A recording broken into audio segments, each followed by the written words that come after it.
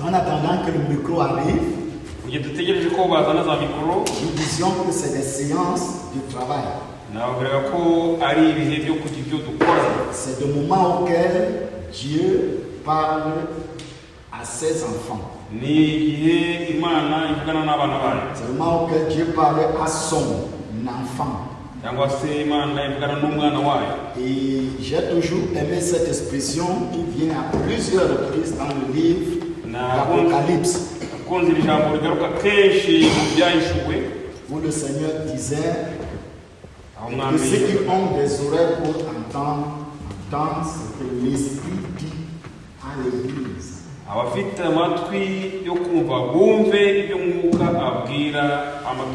Il faut pas. En fait, quand tu lis cette expression, une fois, tu dis, mais qu'est-ce qu'elle veut dire? Et si je n'ai pas les oreilles? Je vous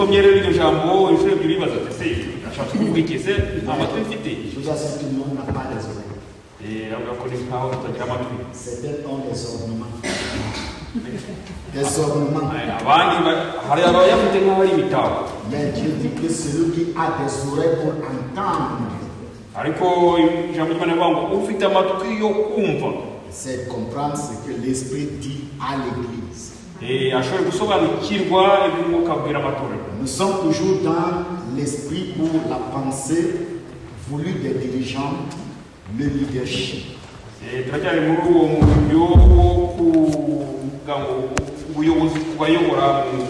Parce que chacun de nous est leader à un niveau quelconque.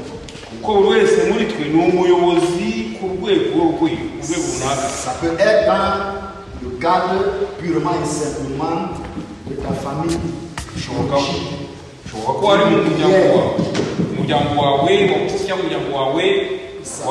Ça peut être au-delà de ta maison. Dans un endroit auquel tu te retrouves. Dans un secteur auquel tu es responsable. Que ce soit en tant que professeur éducateur, que ce soit en tant qu'ingénieur, docteur, mais à quelque niveau que ce soit, tu exerces le leadership. Et comme nous le disions hier, le leader doit être un modèle. N'oublie jamais qu'il est question de l'œuvre de Dieu. Il est question de l'œuvre de Dieu. Il s'agit de Dieu. Il s'agit tout ce que je fais. Je dois tenir compte de Dieu. Je dois penser à Dieu. Donc je suis son serviteur. Tu es sa servante. Nous sommes tous au service de Dieu. Et pour que nous puissions être agréés par Dieu, il y a une certaine vie qui est exigée de Dieu pour toi et moi. Il y a une certaine attitude qui est exigée de Dieu pour toi et moi. Il y a un certain comportement que Dieu s'attend de toi et de moi. J'ai souvent dit aux gens, tu peux avoir raison dans une discussion et perdre la paix du cœur. Je reprends. J'ai souvent dit aux gens, tu peux avoir raison dans une discussion, mais perdre la paix du cœur. Et si tu perds la paix du cœur, cela veut dire que Dieu n'est pas avec toi. Même si tout le monde t'applaudit, même si tout le monde te célèbre, dès lors que tu perds la paix du cœur, c'est un indicateur que Dieu n'est pas dedans. Kwimana mutari kumwe. Donc s'il vous plaît, Nyabuna. même si tu n'es pas leader, Nubwo utabura umuyobozi. Nubwo utabura umuyobozi uzwi. Tu es leader quelque part. Uri umuyobozi ahantu runaka. Il faut toujours tenir compte Kandi ni ngombwa kubyitaho. que la paix du cœur est plus importante que la raison. Kuko amahoro yo mu mutima ni ngombwa kuruta kuvuga ngo ufite ukuri. La paix du cœur Amahoro mu mutima est plus importante que la raison.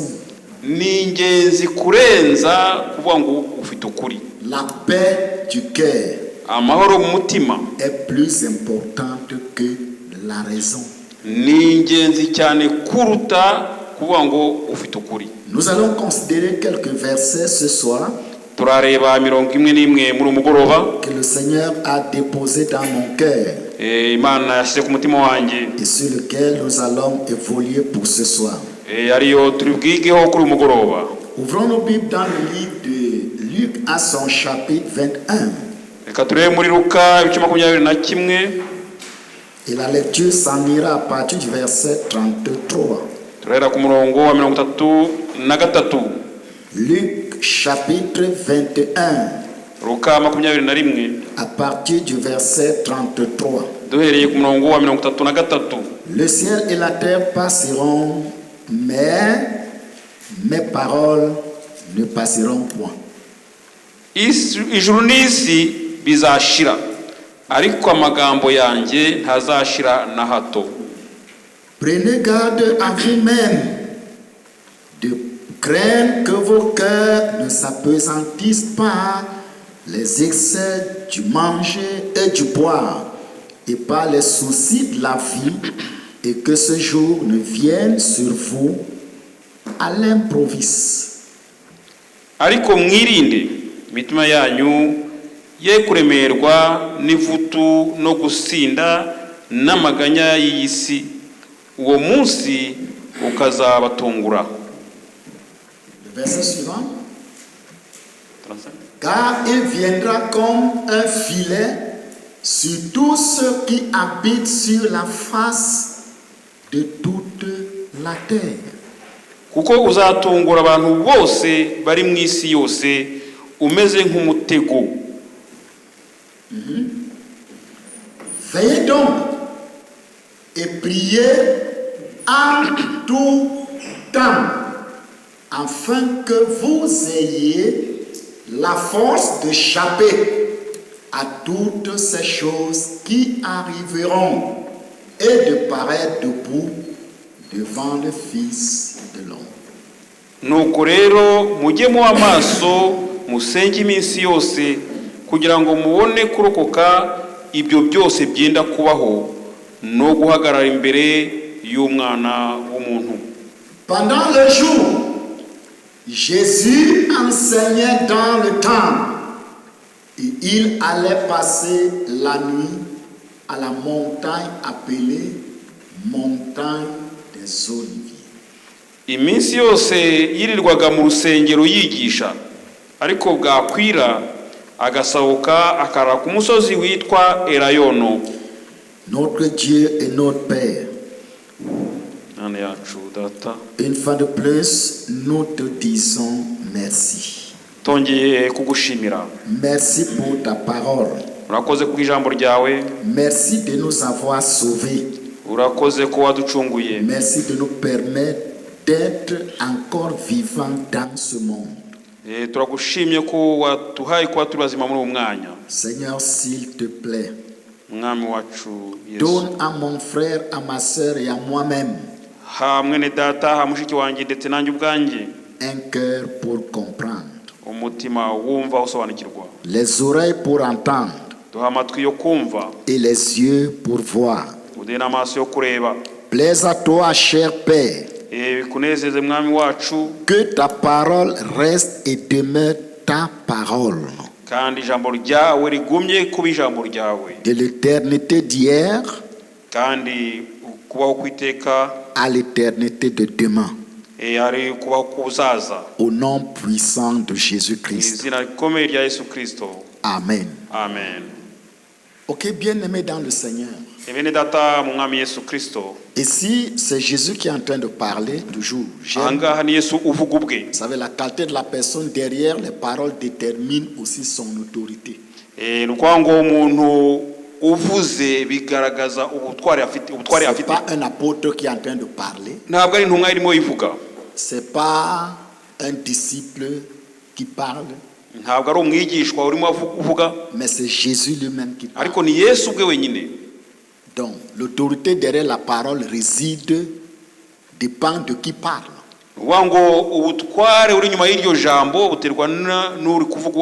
Il commence à nous dire que le ciel et la terre passeront.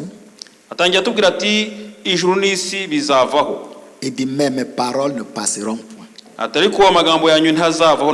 Il assène l'autorité de la parole. Il met en évidence l'autorité de la parole.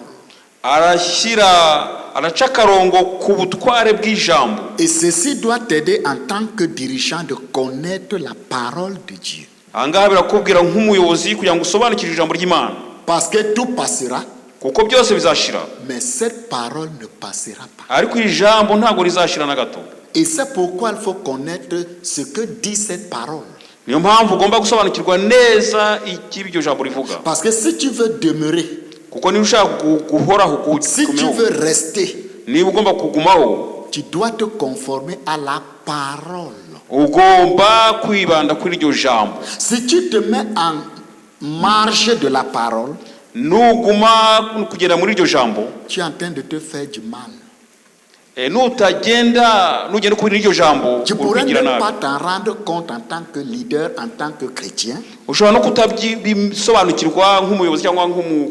Parce qu'il t'a dit que tout peut passer. Le ciel, la terre. Et dit, mais il y a quelque chose qui ne passera pas. Il y a quelque chose qui demeure. Et dit, ma parole ne passera pas. Mon frère, ma sœur, tu as intérêt de connaître ce que cette parole dit. Si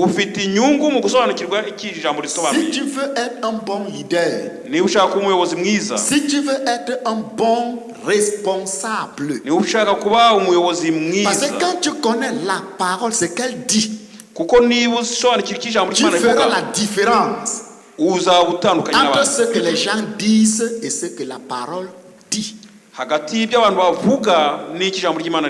Tu feras la différence entre la limite des dires des gens et ce que la parole de Dieu dit. Si tu veux être un bon leader, tu dois connaître la parole de Dieu. Le Seigneur me l'a dit il y a plus de 37 ans. J'étais un adolescent. Il m'a dit, tu iras à l'église. Il m'a dit, tu iras à l'église. Mais tu dois connaître ma parole. Il dit, tu dois connaître. Et c'est pourquoi j'ai lu cette parole. Je faisais le cours moins 2. J'ai lu tout le Nouveau Testament. Parce que je connais ma parole. Et en classe de 6e, j'ai lu toute la Bible.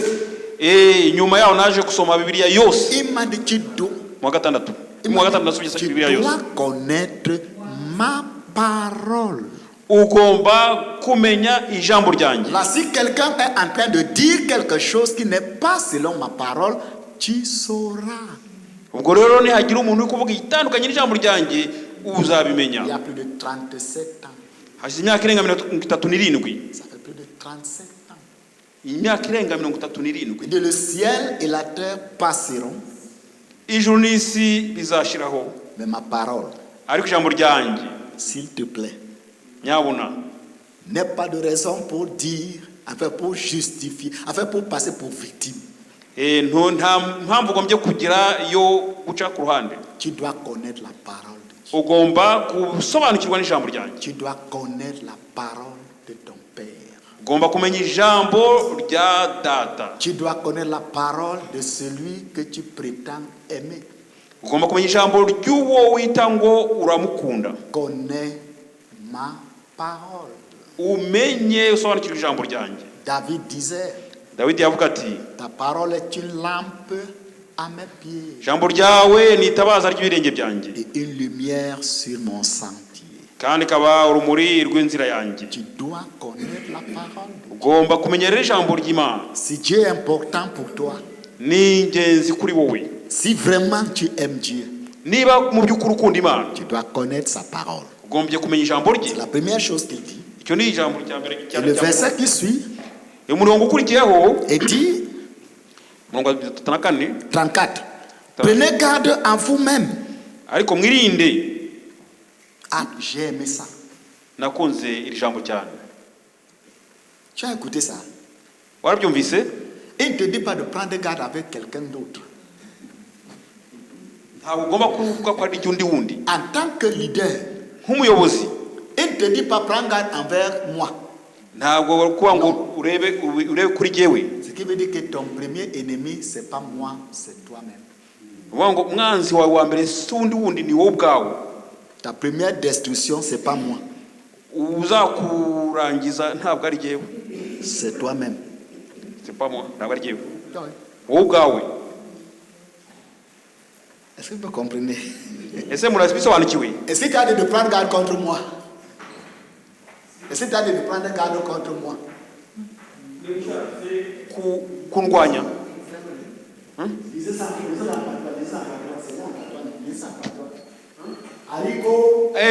Ariko mwirinde mitima yanyu.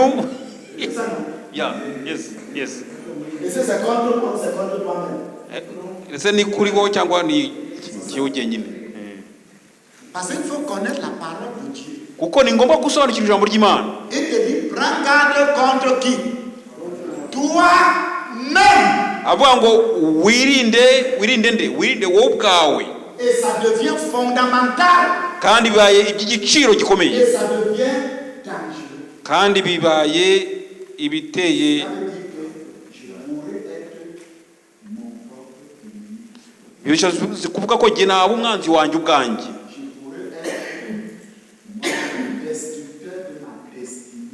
Nuvuga ngo jyewe ubwanjye nshobora kwiyangiriza akazaza kanjye.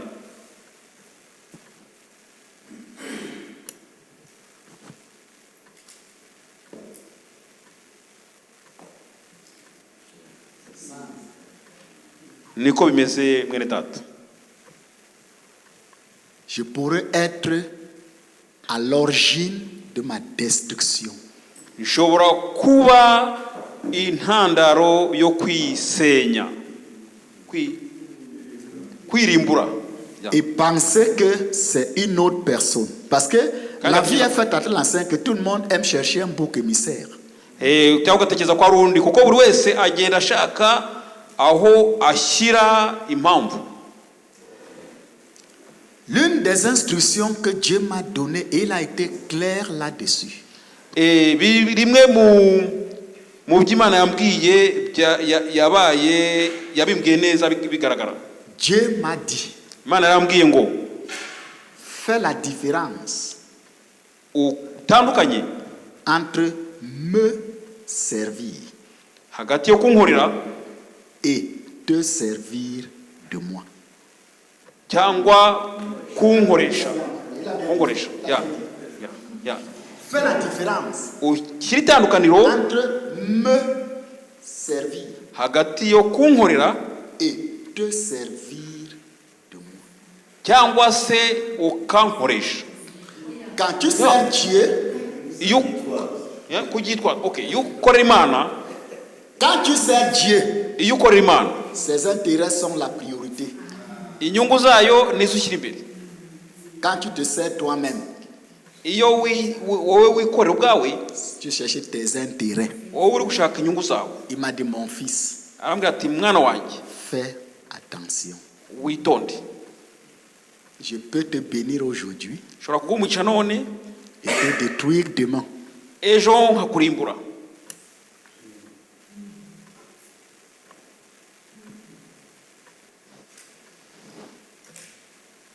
Prenez garde à vous-même. mwirinde imitima yanyu. Prends garde à la manière par laquelle tu vis. Wirinde uburyo ubayeho. Prends garde à tes fréquentations. Wirinde abo mugendana. Prends garde à ce que tu entends. Wirinde ibyo wumva. Prends garde à ce que tu vois. Wirinde ibyo ureba. Fais attention. Wirinde. Prenez garde à vous-même. Mwirinde imitima yanyu. De peur que vos cœurs ne s'apesantissent. Kurengerwa De peur que vos cœurs ne s'apesantissent. imitima yanyu ye kuremererwa n'ivutu. Prends garde à toi-même. Wirinde ubwawe. De peur que ton cœur ne s'affaiblisse. Kugira ngo umutima wawe De peur que ton cœur commence à prendre plaisir aux choses secondaires. Kugira ngo umutima wawe utatangira kwishimira ibintu bidafite umumaro. Vous le savez.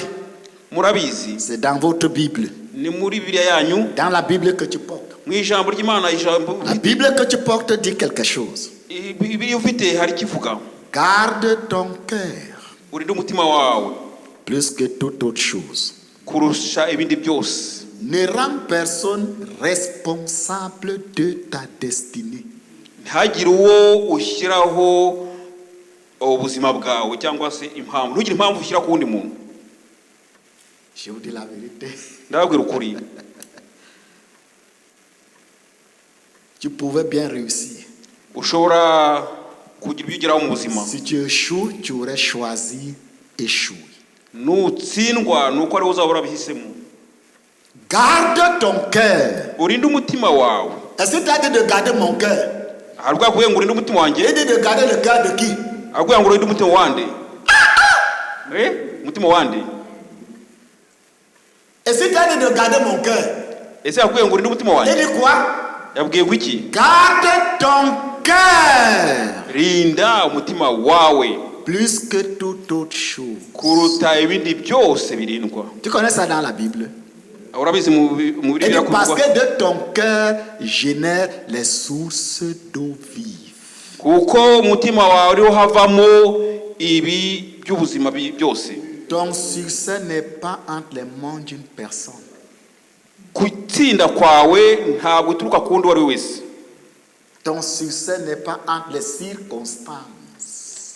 Gutsinda kwawe ntabwo biterwa n'ibihe runaka. Si tu es vrai, niba uri umunyakuri, tu verras Dieu. uzabona Imana. Mais si tu es tordu, ariko niba utari umunyakuri, tu seras disqualifié. Uzatsindwa. Même si les hommes resteront t'applaudir. Nubwo abantu basigara gukomera amashyi. Prenez garde à vous-même. Murinde imitima yanyu. De peur que votre cœur ne s'apesantisse. Kugira ngo imitima yanyu itacika intege. Que ton cœur commence à prendre plaisir aux choses que tu as condamnées hier. Kugira ngo umutima wawe udatangira gukunda ibyo wari waranze ejo. Que ton cœur commence à prendre plaisir aux choses que toi-même, au début de ta vie chrétienne, tu avais condamnées. Kugira ngo umutima wawe udatangira gukunda bya bindi wari waranze ugitangira kuba umukristo. Que ton cœur commence à prendre plaisir aux choses que quand tu avais donné ta vie à Jésus, tu ne jouais pas avec ça.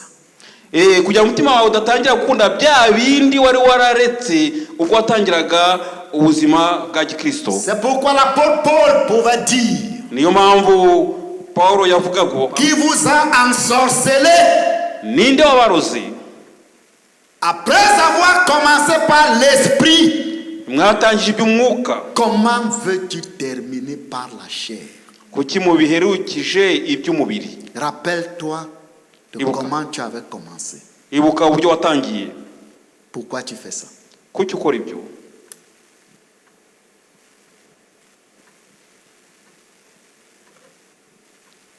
Pourquoi tu fais ça? Kuki ukora ibyo? Qu'est-ce que tu gagnes? Ni iki bikumariye? qu'est-ce que tu gagnes? bikumariye iki? Après avoir commencé par l'Esprit de Dieu, umaze gutangiza iby'umwuka tu veux terminer par la chair? ushaka kurangiza n'umubiri.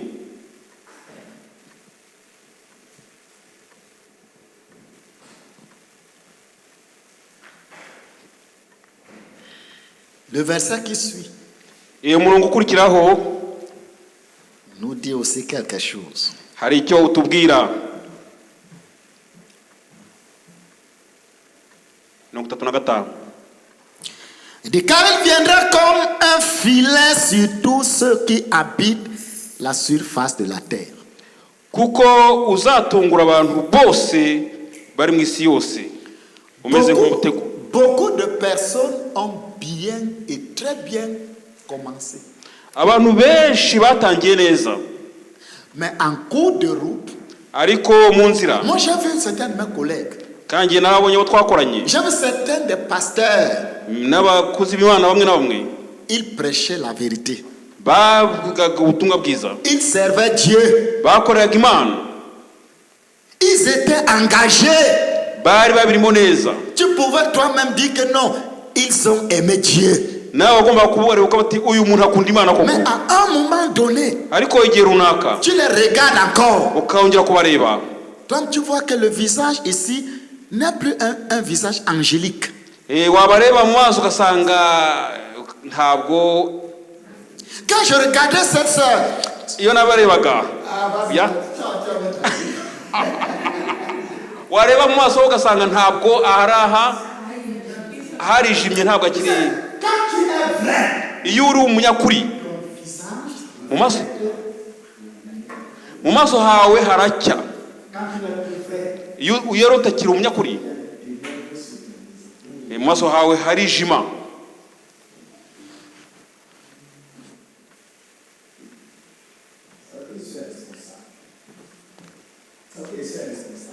je suis un responsable. Oui, ndi umuyobozi.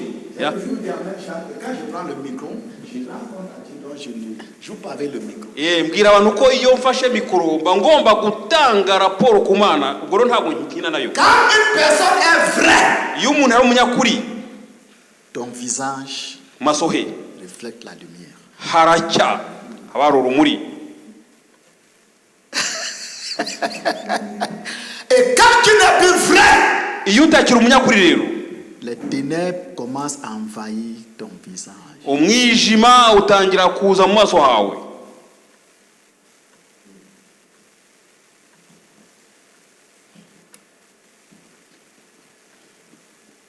Prenez garde. Murinde, Il s'agit de ta vie. Hein. ni ubuzima bwawe, C'est pas ma vie. ntabwo ari ubuzima bwanjye, C'est d'abord ta vie. ni ubuzima bwawe bwa mbere.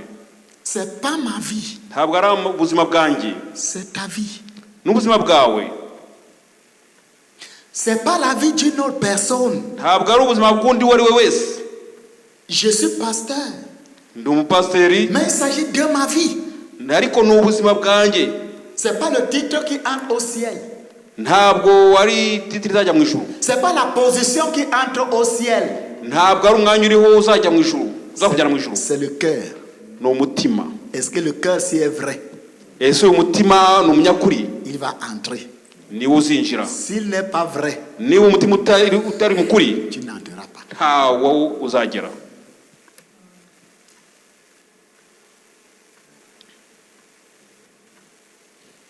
Donc, en tant que leader, Nk'abayobozi rero, en tant que serviteur de Dieu, nk'umukozi w'Imana, en tant que servant de Dieu, nk'abakorera Imana, si tu ne réussis pas à te sauver, niba udashoboye comment kwikiza, tu penses que tu peux me sauver? ubu none wankiza ute? Hein? Wankiza ute niba udashobora kwikiza wowe? Si tu ne réussis pas à te sauver toi-même, Niba udashobora kwikiza wowe ubwawe, par quelle alchimie wakoresha iki tu penses que tu peux me sauver? ushobora kujya kunkiza? Je reviens encore. Reka ngaruke, Nous sommes dans le leadership turi mu buryo bw'ubuyobozi pastoral. leadership. bakuru Imana, oui, En tant que les dirigeants, ubuyobozi le nk'abayobozi, leadership, en ubuyobozi tant que les leaders, nk'abayobozi mu itorero. si tu ne réussis pas à te sauver, niba udashoboye kwikiza wowe ubwawe, comment penses-tu me sauver? utekereza ko wankiza C'est gute? pourquoi Paul disait à Timothée, Niyo mpamvu Pawulo yabwiye Timoteyo, sauve-toi d'abord toi-même. ikize wowe ubwawe, Sois comme un homme approuvé. ube umuntu Sois wuzuye, comme un homme intègre. ube umuntu rwose Sois comme w'umunyakuri, un homme fidèle. ube umuntu w'inyangamugayo. C'est alors que ceux qui te suivent Ni icyo gihe rero abagukurikira seront sauvés. bazakizwa. Amen. Amen. C'est ça, mes frères. Nibyo bene data, C'est pourquoi je ne joue pas avec ma vie. niyo mpamvu ndakina n'ubuzima bwanjye, Parce que tous les titres que je porte pourraient m'aveugler. kubera ko amatitire yose mfite ashobora kunkuma amaso. Et l'apôtre Paul disait, Kandi intumwa Pawulo yavuga ngo, je traite quoi? Durement mon corps. avuga ngo umubiri wanjye ndawubabaza, nkoresha ubwibure bw'umubiri wanjye. Ya, Vous avez compris ça? Je traite le corps des autres. ese nkoresha uburetwa umubiri w'abandi? Je traite quel corps? Ni uwuhe mubiri nkoresha uburetwa? Mon corps. Umubiri Parce que je wanjye, sais ce que cela veut dire. kuko nzi icyo bisobanuye. Après avoir prêché aux autres, Imaze kubwiriza abandi, et que moi je sois écarté. ko njyewe nshobora kujya ku ruhande. Voici la pensée d'un vrai leader. Icyo nicyo umuyobozi mwiza agomba Voici le gutekereza. concept d'un vrai leader. Icyo nicyo kiranga umuyobozi Voici la mwiza. vie d'un vrai leader. Ubwo nibwo buzima bw'umuyobozi mwiza. Je traite durement pas le corps des autres, Nkoresha uburetwa umubiri utari uw'abandi, mais mon corps. umubiri wanjye ubwanjye Je le tiens assujetti. Parce que de Coach temps Boulet, à autre, il veut se lever. kuko umubiri ushaka kwizamura, De temps à autre, il veut sortir. rimwe na rimwe ushaka kuyisohoka. J'ai dit non, garde ton calme. Kamubwira ati ituza. C'est la guerre. Ese ni intambara? C'est la guerre. Ese ni intambara? Mais calme-toi. Ceceka. Calme-toi. Tuza. Considère là où nous sommes. Reba aho turi. C'est pas la guerre. Ntabwo ari Nous intambara. sommes dans la maison de Dieu. Turi mu nzu y'Imana. C'est la guerre ça. Ese ni intambara? Et dit, je le tiens comment? Aravuga ngo Tu ngufata connais gute? ce qui veut dire? Tu dis quelqu'un assujetti. Ariko uzi icyo C'est la gukora même umutwe. le gars veut sortir là. Tu... Ni ukuvuga ngo umutwe ugenda ugira gute ko tuza ko kubita hasi. Et dit, quand mon corps veut sortir, Iyo umutwe wanjye umubiri wanjye ushaka gusohoka, je dis, calme-toi. ndababwira ngo tuza. C'est ta maison. N'inzu yawe, Comment tu agis comme ça? kuki witwara gutyo, wifata gutyo? C'est ça la vie chrétienne. Ubwo nibwo buzima bwa gikristo. Voici la vie chrétienne. Ubwo nibwo buzima bwa gikristo. Voici le fondement du christianisme. Nizo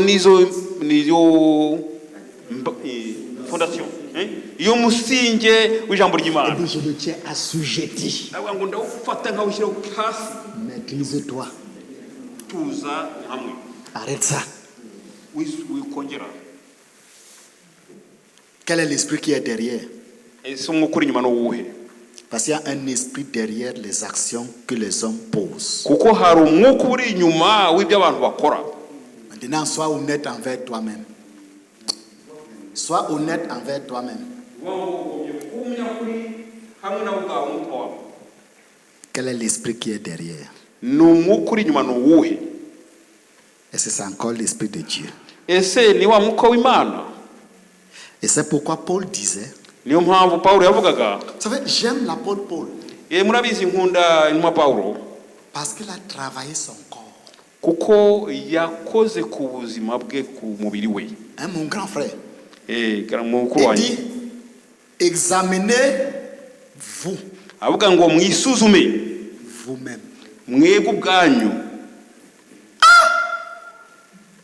Tu sais, on aime examiner les autres. Urazi umuntu ukunda gusuzuma abandi, Mais Paul dit non, ariko Pawulo ati oya, toi-même. wowe ubwawe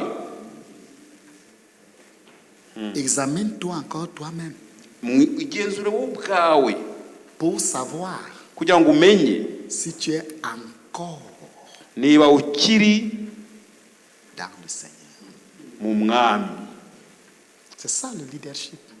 Ubwo niko buyobozi. C'est pas les autres. Ntabwo ari abandi. C'est moi.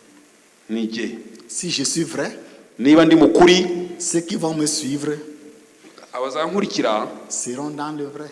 bazaba bari nabo mukuri. Mais si je suis tordu, ariko niba nta kigenda, si je suis faux, niba ndi mu mafuti, si j'ai de la malice dans niba mon cœur, mfite uburyarya muri jyewe, ceux qui vont me suivre, abazankurikira, un aveugle ne conduit pas les aveugles. impumyi ntabwo yayobora izindi mpumyi. C'est ça le leadership. Ubwo nibwo buyobozi. Je suis passé par des situations, hari bimwe naciyemo, mais comme Dieu me préparait, kuko Imana yanteguraga, il faut te tenir assujetti. nagombaga kuba muri ubwo buretwa. Parce que tu ne sais pas quand le Seigneur peut venir. Kuko ntabwo uzi igihe umwami yaza. Tu ne sais pas quand, mes frères. Ene data, Dieu n'a ni petit-fils, ni cousin, ni neveu. Imana ntabwo igira mwuzukuru, ntigira mubyara cyangwa se mwishywa. Je reprends. Kamusubiremo. Dieu Imana n'a ni petit-fils, ntigira umwuzukuru, ni cousin, ni umubyara ni neveu. cyangwa mwishywa.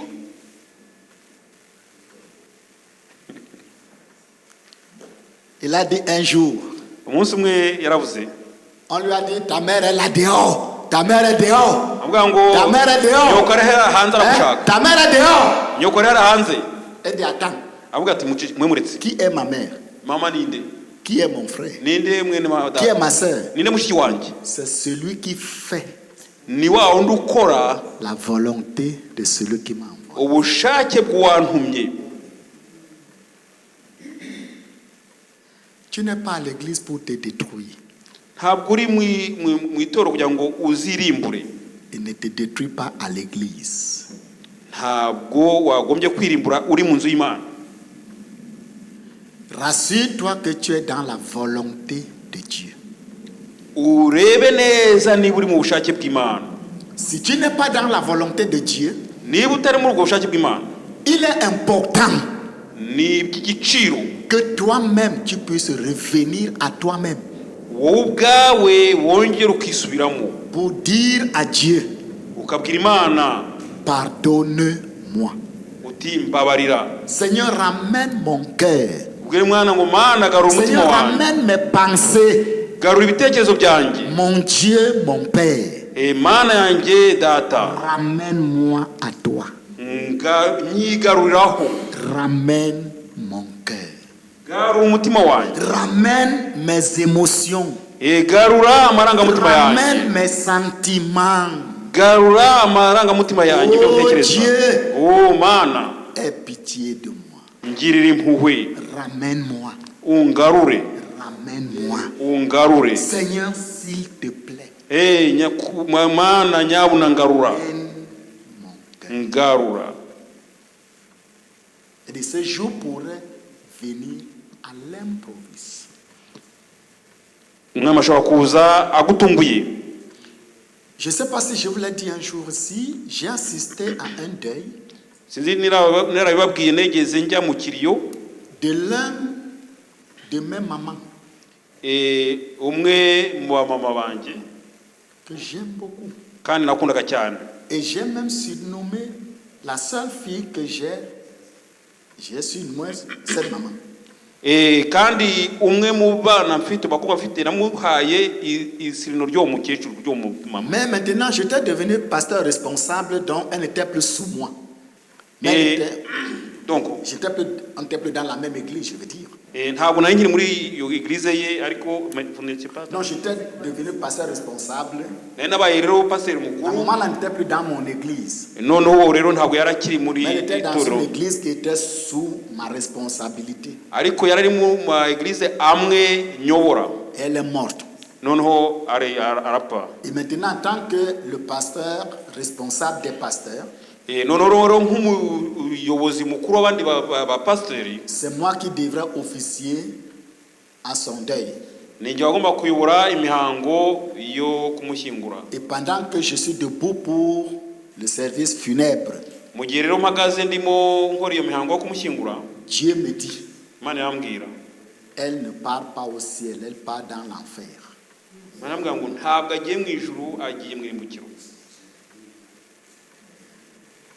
Nous n'avons qu'une seule fille. Nous avions nommé cette maman en fait pour voir la proximité et la considération.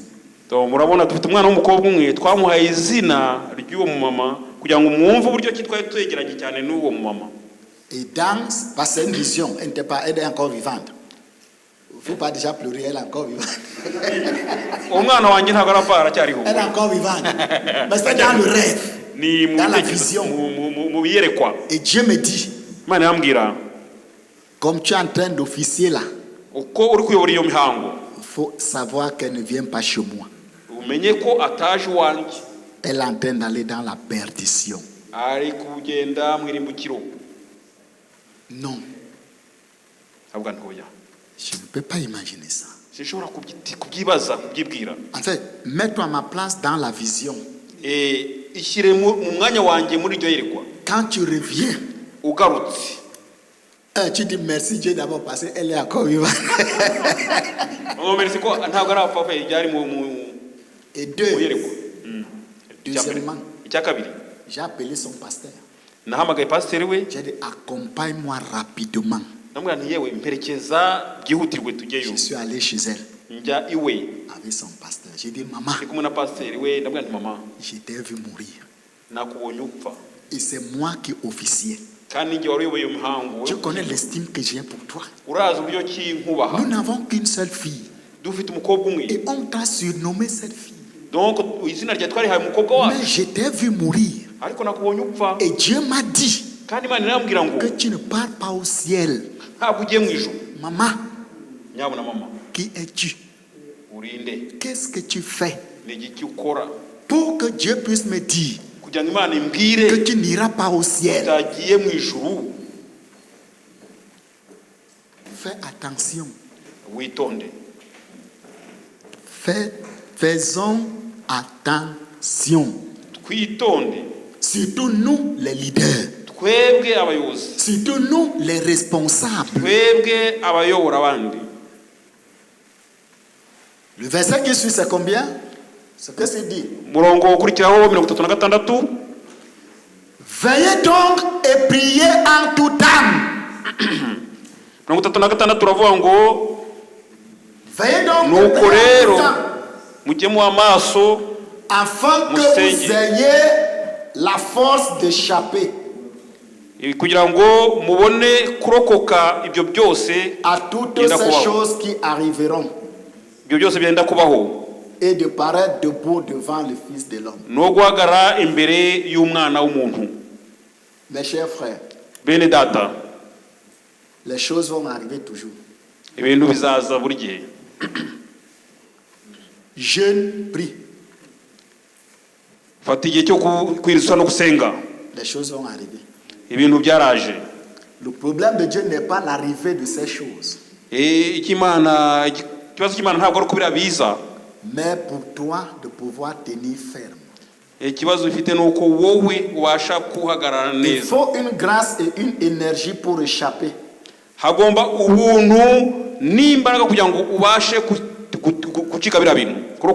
Si tu n'as pas la grâce, si tu n'as pas la force,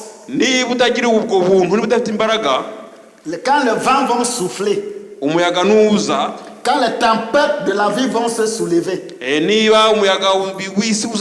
à l'église, c'est vrai. Tu prêches comme je prêche, c'est vrai. Mais tu ne pourras pas échapper.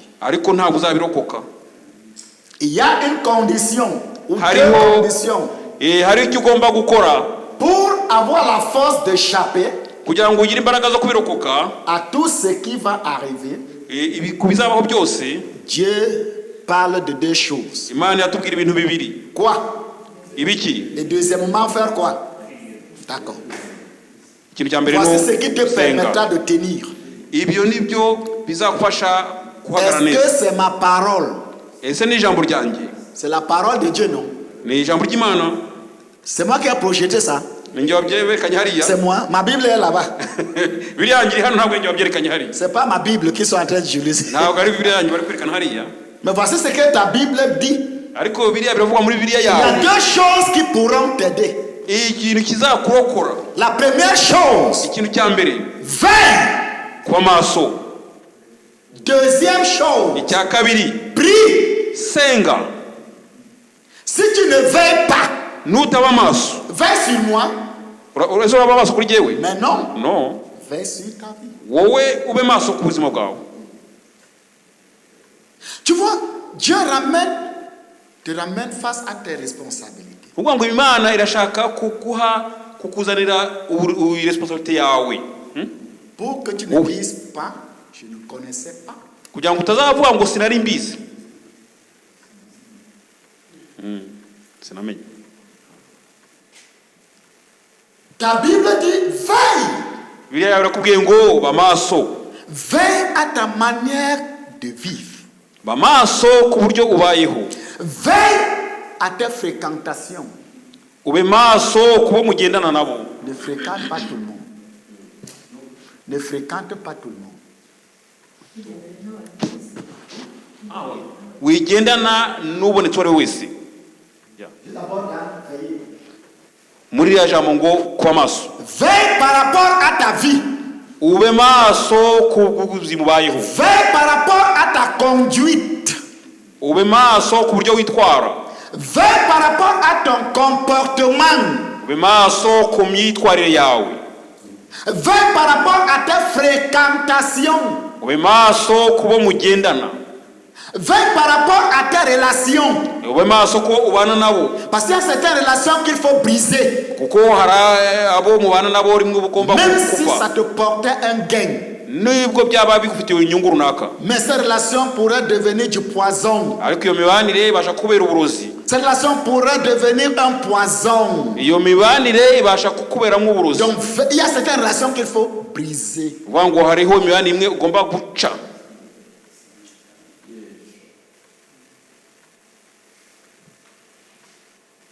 Veille par rapport à ce que tu entends. Parce que c'est une porte d'entrée. Ugomba kuba maso ku byo wumva kuko nawe ubona umuryango winjiza ibindi. Veille par rapport à ce que tu vois. C'est une porte d'entrée. Ube maso ku byo ureba kuko nabyo ni uwundi muryango winjiza. Veille par rapport à ce que tu dis. Ube maso ku byo uvuga. Veillez. Ba maso. Veillez. Ba maso. En tant que dirigeant. Nk'umuyobozi. En tant que leader. Nk'umuntu uyobora abandi. Veille. Ba maso. Veille. Ba maso. Personne ne pourra mieux veiller à ta place. Nta muntu wakubera amaso nibishoboka. Veille. Ba maso. Veille. Ba maso. Si tu ne veilles pas, Nutaba maso, tu pourras avoir la volonté d'échapper et tu n'échapperas pas. uzashaka kucika ariko ntuzarokoka. Veille. Ba maso. Veille Ba maso. à ta conduite. Ku byo myitwarire yawe. Veille Ba maso. par rapport à ton comportement. Ku myitwarire yawe. On te dit que ce que tu fais n'est pas bien. Bakubwira bati ibyo ukora si byo. Et tu penses qu'on en veut à ta vie. Ukagira ngo barakwanga. On te dit, frère, Bakubwira bati mwene data. ce comportement ne te ressemble pas. Iyo myitwarire ntabwo igukwiriye. Ma fille, Mukobwa wanjye. ce comportement ne te ressemble pas. Iyo myitwarire ntigukwiriye. C'est pas de la sorte que je t'ai connu. De la sorte que je t'ai connu. Il y a certaines personnes, tu les regardes plus tard. Hariho abantu bamwe ureba epi nyuma yaho Tu ne les reconnais plus. ukaba utakimumenye ko yari imbere. C'est ça, non? C'est ça. Oui. Parfois, tu regardes ton enfant. Rimwe na mukari umwana wawe Tu ne reconnais plus ton enfant. ntukimumenya yarahindutse. Donc, tu sens qu'il y a quelque chose qui ne va plus. Ukavuga ati hari kitagenda ibyo aribyo byose. Veille. b'amaso. Tu as la responsabilité de veiller sur ta vie. Ufite responsabilité yo kureba ku buzima bwawe, bugingo bwawe. Comment peux-tu veiller sur la vie de ceux que tu diriges si tu ne réussis pas à veiller sur ta propre vie? Ni gute wabera amaso ubugingo bw'undi utari wabera amaso ubugingo C'est bwawe? pourquoi nous disons en leadership, niyo mpamvu tuvuga mu buryo bw'ubuyobozi, ne peut diriger que celui uyu ushobora kuyobora dont Jésus est le dirigeant. n'uyobowe na Yesu. Tu ne peux diriger les autres que si Dieu a réussi à te diriger. Ushobora kuyobora gusa ari uko Imana nawe ikuyobora. Premier élément. Icyo ni icya mbere. Deuxième élément dans le leadership. Icya kabiri muri ubwo isomo Tu ne ry'ubuyobozi, peux diriger les autres que si tu réussis à te diriger toi-même. ushobora kuyobora abandi gusa mu gihe wowe washoboye kwiyobora. Je reprends. Kambisubiremo. Nous disons dans le leadership, Muri leadership turavuga ngo tu ne peux être dirigeant ntushobora kuba umuyobozi dans le domaine spirituel mu buryo bw'umwuka que si tu t'es soumis gusa mu gihe wemeye et tu permets à Jésus de te diriger. ukareka Yesu akakuyobora. Si Jésus ne peut pas te diriger, Niba Yesu adashobora kukuyobora, comment peux-tu être son leader, son représentant? wamuhagararira ute? Comment? Gute? C'est pas la magie, Ntabwo c'est ari pas la sorcellerie. ntabwo ari ubukonikoni. Il ne peut pas te diriger. Ntashobora kukuyobora, Mais tu dis que tu es son représentant ariko avuga ngo pour uramuhagarariye diriger les autres. kugira ngo uyobore abandi. Grand frère, c'est possible ça? Wanjye ntabwo bishoboka. Byashoboka bite? Oui.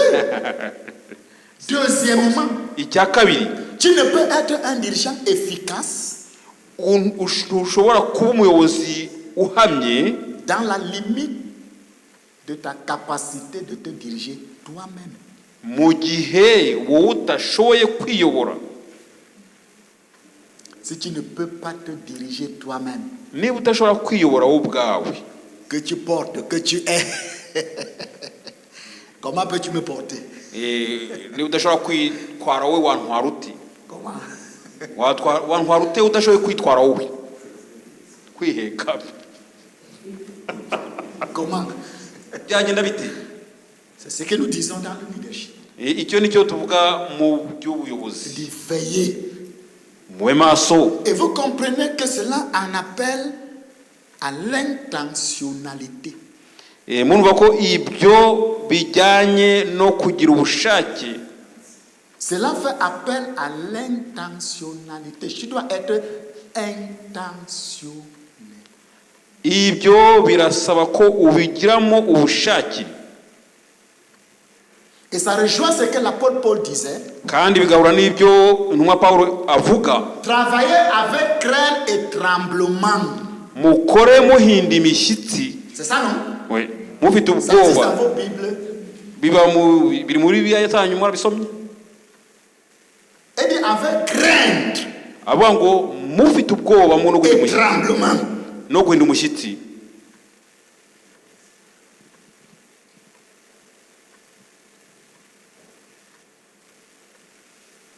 Tu dois être intentionnel. Ugomba kubigiramo ubushake. Et cela fait appel à la discipline. Kandi ibyo bisaba kugira umuco runaka. Tu dois te discipliner. Ugomba kwishyira kuri gahunda. Et cela fait appel à l'engagement. Ibyo ngibyo birasaba ko ubijyamo Tu dois ubyemera. être engagé. Ugomba kubijyamo Et wese cela wese. fait appel à la consécration. Bene ibyo bikasaba rero Tu kwitanga. dois te consacrer. Ugomba kubyitangira. Veillez. Kuba maso.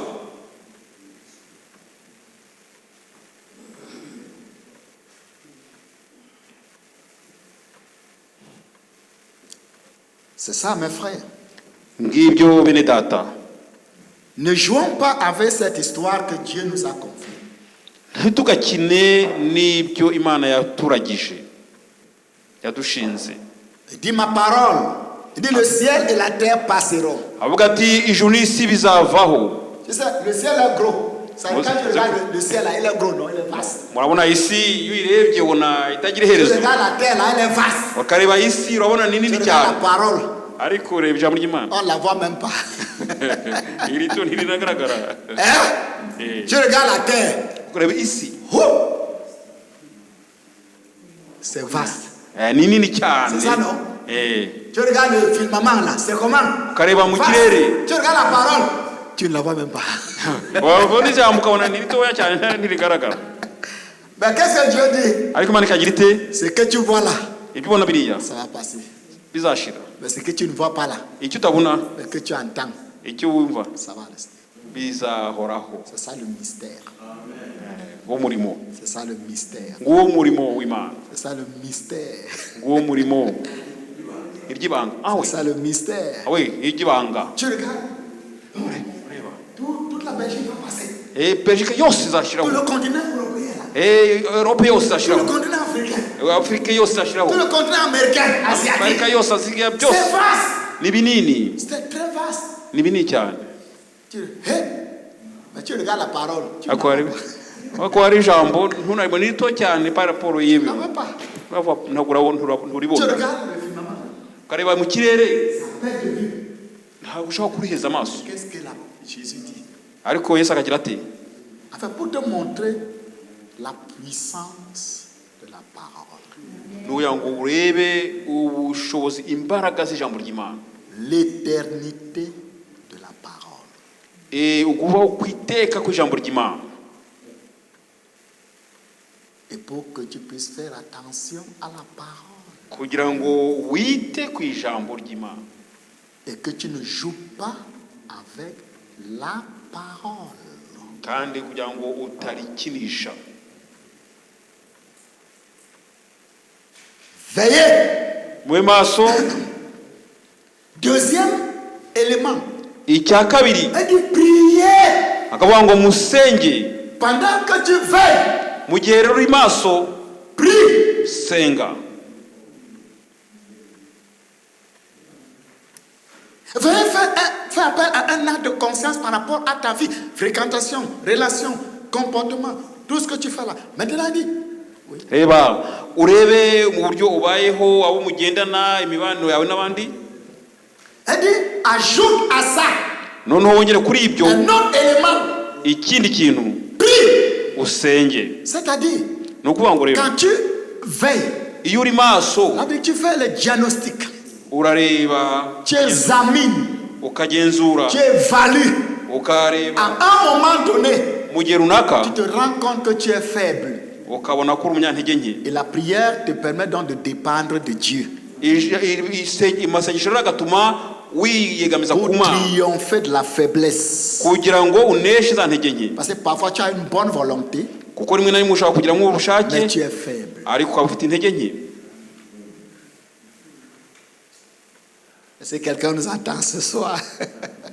Ese yaro Est-ce que quelqu'un me comprend ce soir? ese uri kubisobanukirwa muri uyu mugoroba. Donc, prier ici Gusenga aha te permet, oh Dieu, iragutuma uvuga uti Mana j'ai la volonté, mfite ubushake mais j'ai pas la force. ariko nta mbaraga mfite. Donne-moi la force. Mpa imbaraga. Aide-moi, Seigneur. Oh mwami mfasha. Je ne veux pas me détruire. Ntabwo nshaka Je kwirimbura. ne veux pas me détruire. Ntabwo nshaka kwirimbura. Il y a telle relation. Hariho imibano Ça m'a déjà absorbé. yantwaye rwose. Je sais que c'est pas bon. Nzi ko iyo mibano itari Mais j'ai myiza. pas la force pour dire non. Ariko ntabwo mfite imbaraga zo kuvuga ngo no. Oh Seigneur. O mwami, Tu sais que je t'aime. uzi ko ngukunda. Aide-moi. Fasha. Crée une circonstance Gira ibyo ukora qui urema. me permet de dire non. Bimfasha bikambaraga kuvuga ngo oya. La prière Isengesho te permet de reconnaître ton humanité. ituma umenya ko uri umunyantege nke. La prière te Amasengesho permet d'évaluer ton humanité. ituma uhindura uburyo bw'imibereho. Les limites et les faiblesses liées Ukabona à intege zawe. l'humain. ukamenya intege nke zawe. Il y a certaines décisions que tu veux prendre, Hari ibyemezo ushaka gufata mais tu sens toi-même que tu n'as pas la force. ariko ukumva ko udafite imbaraga zo kubifata, Et tu as besoin de la force. ukaba ukeneye imbaraga. Tu sais que je dois prendre telle décision. Urabizi kugomba gufata ibyemezo Et runaka, parfois tu es gêné, rimwe na rimwe bikakugora, mais tu n'as pas la force. ariko nta mbaraga Et ufite, tu sais que c'est la meilleure décision, ariko uzi ko icyo cyemezo aricyo mais tu n'as pas cyiza, la force. ariko nta mbaraga ufite. Et tu viens donc dire, oh Dieu, Ukaza rero ukajya imbere y'Imana ku Mana, aide-moi, fasha aide-moi, fasha, donne-moi la force, mpa imbaraga, donne-moi le courage. mpa ubutwari. Seigneur, Mwami, je ne veux pas me détruire. ntabwo nshaka Je kwirimbura, ne veux pas mourir comme ça. ntabwo nshaka gupfa gutyo, Je ne veux pas continuer comme ça. ntabwo ngomba gukomeza Je gutyo, n'ai plus la paix du cœur. ntabwo ngifite amahoro mu Je mutima, n'ai plus la paix. ntabwo ngifite amahoro. Et quand on me regarde, Kandi umuntu je peux yamureba, encore sourire. ntabwo ngishobora guseka. Mais c'est un sourire apparent. Niyo naseka Je n'ai plus la paix ukwigirisha, du cœur. ntabwo nkigira amahoro mu Il y a mutima. quelque chose qui se passe Hari ikintu à l'intérieur de moi. hari ibindimo. Mon Dieu, mon Père, Mwami Mana yanjye, aide-moi. fasha Aide-moi. fasha. Et c'est ça qu'il a dit. Ni iki jambo cy'Imana Pour yatwigisha, échapper. kugira ngo urokoke, Parce que si tu ne pries pas, kuko nudasenga tu n'auras pas la force ntabwo uzagira imbaraga qu'il faut zikenewe pour échapper. kugira ngo urokoke. Tu n'auras pas la force. Ntabwo uzagira izo mbaraga, Mais quand tu veilles ariko nuba maso et quand tu pries, kandi ugasenga, et ça c'est pas la prière comme je vous disais hier, hein? ntabwo ari isengesho nk'iryo nababwiraga ejo, Quand tu n'as plus rien à faire, kuko iyo utagifite icyo gukora tu as dépensé la bonne énergie de ta vie toute la journée. ukaba wataye imbaraga zawe umunsi Maintenant tu wose, n'as plus rien à faire. none ukaba nta kintu ufite cyo gukora. Tu dis Seigneur, tu sais, j'ai beaucoup travaillé aujourd'hui. Nabwira ngo Mana, uzi ko nakoze cyane uyu munsi, J'ai beaucoup reçu les gens, j'étais fatigué. nakiriye abantu benshi, Maintenant je vais dormir. none ngiye kuryama. Veille sur ma famille Reba Vais sur mes umuryango wanjye, enfants. ureba abana banjye, et tu dors. ugahita uryama. Après tu te réveilles le matin. Nyuma ukabyuka mu gitondo, Seigneur, tu sais que j'ai beaucoup de rendez-vous. Mwami urazi ko ufite amarandevu menshi, J'ai beaucoup de choses à faire. ufite ibintu byinshi byo gukora. Pendant que tu le nuit, on t'appelle, mais après tu prends d'abord le téléphone. Igihe uri gusenga bakaba baraguhamagaye ugafata Toi-même, tu telefone, vois comment on commence à m'appeler. ukavuga uti Mana, urabona S'il te batangiye plaît, j'ai kumpamagara, pas assez de temps. nta mwanya mfite mwinshi. Accompagne-moi au travail. Mwana mperekeza ku Et sois kazi. avec moi tout au long de la journée. C'est ça la vie des chrétiens. Ubwo nibwo buzima abakristo babayeho. Je deviens un garçon de course. Nkaba umuntu wo kwiruka gusa, C'est pas la prière. ntabwo ari amasengesho ayo. La prière, donc les questions, Amasengesho tuvuga c'est passer toute une nuit en prière. ni ukumara ijoro ryose uri gusenga, C'est passer des heures dans la prière. ni ukumara amasaha runaka uri musenga. Aide-moi, Seigneur. Mwami mfasha, Oh mon Dieu, Mana yanjye, que je trouve grâce devant toi. nkugireho umugisha Mwami. Seigneur, s'il te plaît. Mwami Tu connais mon cœur. uzi umutima wanjye, Tu connais mon cœur. uzi umutima wanjye, Ne m'abandonne pas. ntundeke, Ne me délaisse pas. ntumveho Mwami. Je ne me reconnais plus moi-même. Ntabwo nkibona nanjye ubwanjye. Je commence à me comporter. En fait, tu vas te rendre compte que tu commences à devenir colérique. Ugatangira ukabona utangiye kujya umuntu ugira umujinya hato na Tu hato, commences à avoir de l'amertume. ugatangira kugira uburakari, La colère, c'est-à-dire, kubihirwa we. on te regarde, tu te mets en colère, tu gifles la personne.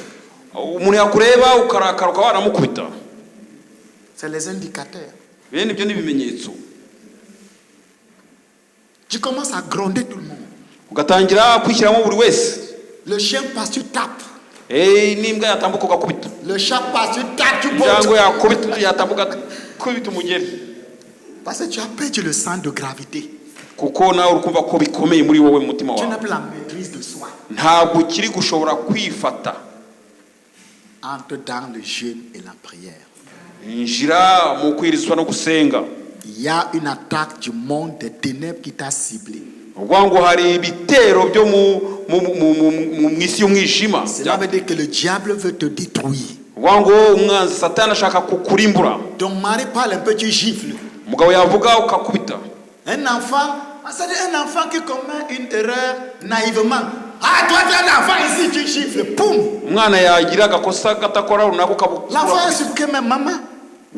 Mwana bati mama mpo iki? Pourquoi tu me tapes? Unkubiti iki? Comme Lan avait dit un jour à Lan. Nkuko ya ndogobe yavuze munsi. Avait dit à Balaam. Ya ndogobe yabwiye Balamu. Mais depuis que je suis avec toi. Ati giye ngutwariye cyose. Pourquoi tu me tapes? Kuki unkubita? Kuki ukubise mpo iki? Qu'est-ce que je t'ai fait? Nakugize nti.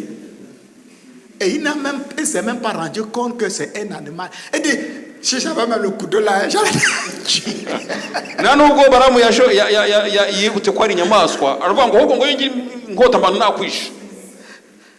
Il ne s'est même pas rendu compte. Ntabwo yasobanukiwe ntiyamenye ko ni inyamaswa. C'est un animal. Koko ari inyamaswa. Il a causé avec un animal. Yaganire nayo. Comme on cause avec un homme. Nkuko umuntu aganira n'undi. Il ne s'est pas rendu compte. Ntabwo yabyimenye. Il ose dire à l'animal. C'est parce que j'ai pas le couteau là. Il est tué. Aravuga ati iyo nkigira inkota mba nakwisha. Ça arrive souvent. Bibaho rimwe na rimwe. Mais je vous dis la vérité. Kandi ababwira ukuri. Nous tous que vous voyez là. Twebwe mureba aha. Parfois nous pleurons dans le silence. Hari igihe tuboroga turira ducecetse. Pour dire à Dieu, ô Père. Kutubwira Imana ngo data. Aide-moi. Fasha. Je vois la pression. Ndi kubona ibintu runaka. Je vois la pression à gauche, à droite. Ndi kubona ibintu bingose hirya no hino. S'il te plaît. Mwami Imana. Tiens-moi par la main. Aide-moi. Aide-moi. Fasha. À traverser cette zone. On appelle ça, pour nous qui voyageons, la zone de turbulence. Twebwe tukunda kugenda bakita ngo na ahantu bugeze hamwe hari imiyaga myinshi cyane. Et dit veillez. Avuga ngo mwe maso. Et priez. Kandi musenge. Pour avoir, afin d'avoir la force. Kugira ngo mugire imbaraga. Et de pouvoir échapper. Kugira ngo mushobore kurokoka. Parce qu'il faut que tu échappes à ça. Kuko ni ngombwa ko urokoka biriya. Il faut que j'échappe à ça. Ni ngombwa ko ndokoka biriya Il bintu. faut que nous puissions échapper. Ngombwa ko twese turokoka. Et le dernier verset. Kandi murongo wa nyuma. Lancez encore le dernier verset. Murongo wa nyuma. Il dit pendant le jour, Jésus enseignait minsi yose dans le temple comme je le fais là maintenant. Minsi yose yinjiraga mu rusengero Il allait passer la nuit ariko akajya kumara à la montagne bwakwira agasohoka akarara ku musozi witwa Elayono. Le jour il travaille, ku manywa agakora, mais la nuit ariko nijoro il prie. akajya gusenga. Maintenant je vous avoue, No ni twebwe chers leaders, bani bayobozi, hommes de Dieu, servants du Seigneur, bagabo b'Imana, badamu ukorera Imana. si Jésus peut passer toute la nuit à prier, Niba Yesu ashobora kumara ijoro ryose asenga, lui qui n'a jamais péché, kandi nta cyaha yigeze akora, en qui habitait corporellement toute la plénitude de la divinité, kandi ari we ubumana bwose bwuzuriramo. si Jésus peut prier Niba Yesu ashobora gusenga toute la nuit, ijoro ryose, combien tu devrais prier? wagombye gusenga kangahe? Vous négligez la prière aujourd'hui. Urasuzugura amasengesho uyu Mais munsi, si votre Seigneur a prié toute la nuit, ariko umwami wawe yasenga et ijoro si ryose, c'était une habitude, kandi yari combien akamenyero, vous devriez prier? wagombye gusenga kangahe? Il y a un homme à qui on a demandé de prier pour bénir le repas. Hari umuntu yageze basaba gusengera ibiryo, Il a prié pendant 1 heure, yasenze isaha yose, 2 heures, amasaha 2, 3 heures, amasaha 3, 4 heures, amasaha 4, 5 heures, amasaha 5, 6 heures, amasaha 6, 7 heures, amasaha 7 pour bénir le repas. kugira ngo asabire ibyo kurya. Et quand il a dit Amen, Avugize ngo amena, le repas n'était plus là. ibiryo bari babimaze, Et les gens là sont partis. abantu bari banamaze no kugenda. Et un autre jour, Undi munsi, un autre aussi, on lui dit, ok. Il dit, aujourd'hui, c'est moi qui prie. none undi aravuga ati none uyu munsi nigisenga. Il a prié pendant 1 heure, papa. Yasenze isaha ya mbere, 2 heures, asenga ya kabiri, 3 heures, ya gatatu, 4 heures, ya kane, 5 heures, ya gatanu, 6 heures, ya gatandatu, 7 heures, ya karindwi, 8 heures, 8, 9 heures. ya cyenda. Il a dit Amen. Avuga ngo amen. Quand il a dit Amen, Avuze ngo amena, la nourriture n'était plus là. ibiryo byari byarangiye babimaze. Et les gens n'étaient plus là. abantu bagiye. Et il y a un autre. Hari undi Voici rero. les gens qui me défient. Abo nibo bantu mvuga nti abangaba nanjye Je ne veux baranenga. pas être comme tout le monde. Ntabwo ushobora kuba nk'abantu wese. Et lui, il venait de jeûner 40 jours sans manger. uwo nguwo yari amaze kwiyiriza imyaka 40 iminsi 40 plutôt. On dit papa. Avuga ati papa. Bénis le repas. Sengera ibyo kurya. Pour qu'on mange. Kugira ngo turye. Il a prié. Arasenga. 1 heure. Isaha ya mbere. 10 heures. Isaha agera ku isaha 10. 11 heures. 11. 20 heures. Asenga amasaha 20. 21 heures. 21. 30 heures. Amasaha 30. 34 heures. Amasaha 34. Depuis qu'il a commencé à prier, mu gihe yatangiye gusenga, un jour est fini. Umunsi urarangira. Quand il a dit Amen, avuze ngo amena. C'est normal. Ouais. Il n'y avait plus de ibiryo byari babiriye abandi babiriye bagiye. Kandi amaboko yarakirambuye asenga. Il pouvait prier. Yashobora gusenga pendant 3 jours. Iminsi 3. Pendant 5 jours. Yashobora gusenga iminsi 5. Adahagaze. Et toi, oui, tu ne peux pas prier pendant 1 heure.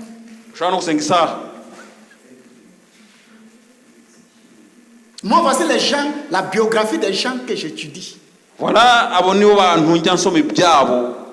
et c'est pourquoi si je n'ai pas prié par jour, j'ai au moins 7 heures de prière chaque jour. Et iyo ntasenze nibura nsenga amasaha 7. Quand j'ai commencé la prière hier vers 23h, j'ai arrêté vers 4h. Ejo natangiye gusenga saa 5 z'ijoro. Hier, pour attendre, savez-vous? Ejo la journée, narasenze. prend encore le temps de prière. Si je ne prie pas, iyo ntasenze, si je n'ai pas prié, mvuze ngo sinasenze, c'est au moins 7 heures. Nibura nsenga amasaha 7. Comment pensez que je peux vivre comme tout le monde? Gusa muratekereza ko ngomba kubaho nk'abandi bose? Je ne peux pas. Sishobora. Il dit veillez. Jambo ry'Imana bavuga ngo mwe maso kandi musenge. Et quand tu veilles, iyo uri maso, et quand tu pries, kandi usenga, tu sais urabimenya, urazi qu'il est trop tard pour toi d'échouer. Ntabwo waba ukineshejwe. Même si tout le monde se lève contre toi, niyo buri wese yaguhagurukira, Dieu va te défendre. Imana izakurwanaho. Il va te défendre. Imana izakurwanya. Cherche premièrement Dieu. Secondement Dieu. Troisièmement Dieu. Cherche Dieu. Cherche Dieu. Cherche Dieu. Ne te donne pas de raisons, de fausses raisons. Cherche Dieu. Et tu verras la gloire de Dieu. Donc mes frères et sœurs, je voulais juste nous encourager ce soir. Parce que le papa de la maison m'a demandé de parler sur le leadership. Et je me suis préparé à partir de mon pays. Parce que c'est quelque chose que j'ai fait. Pour vous montrer qu'un vrai leader, c'est quelqu'un qui veille sur sa vie. Un vrai leader, c'est quelqu'un qui cherche à se sauver d'abord lui-même. Un vrai leader, c'est quelqu'un qui s'examine toujours lui-même. Un vrai leader, c'est celui qui a la capacité de tenir son corps assujetti. Un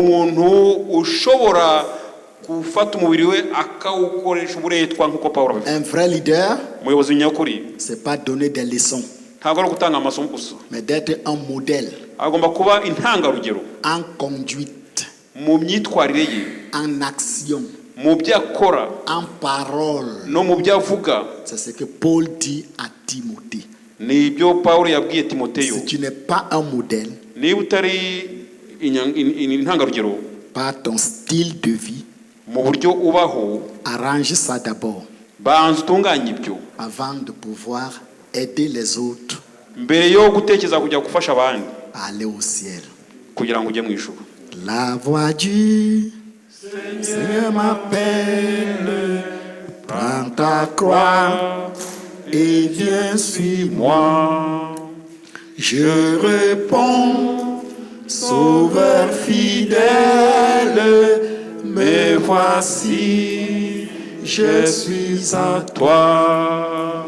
Jusqu'au bout, je vais te suivre dans les bons, les mauvais jours. À toi pour mourir et vivre, à toi Jésus pour toujours.